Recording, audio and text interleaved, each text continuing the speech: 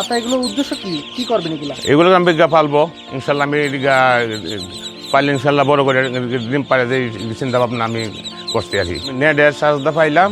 আমার নাম মোহাম্মদ আবু বকর সিদ্দিক মিয়া, থানা কোটেদির, জেলা কিশোরগঞ্জ, আশার খামারি। বারটা পাইলাম নেটের সাজদা 100 হলো আশার বাচ্চা আর 1000 হলো 80 বাচ্চা। আমি গালার এক গ্রেডের বাচ্চা পাইলাম।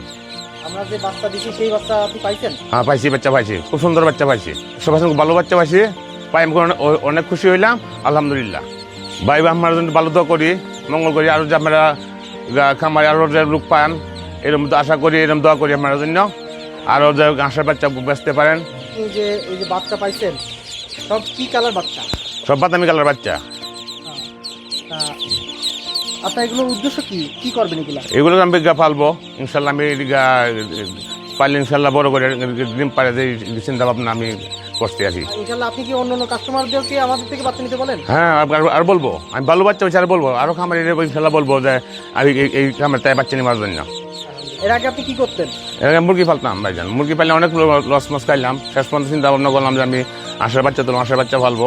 একটা বই দিয়ে দিচ্ছি আপনাকে, তাই তো? জি জি, একটা বই দিয়ে দিয়েছেন, কিভাবে বাচ্চা পালতে হইব, কিভাবে নিয়ম কানুনটা সম্পন্ন সবকিছু আমরা বুঝতে পাইলাম বইয়ের মাঝে। কথা বলে দিছি। হ্যাঁ, সম্পূর্ণ বলে দিয়েছেন।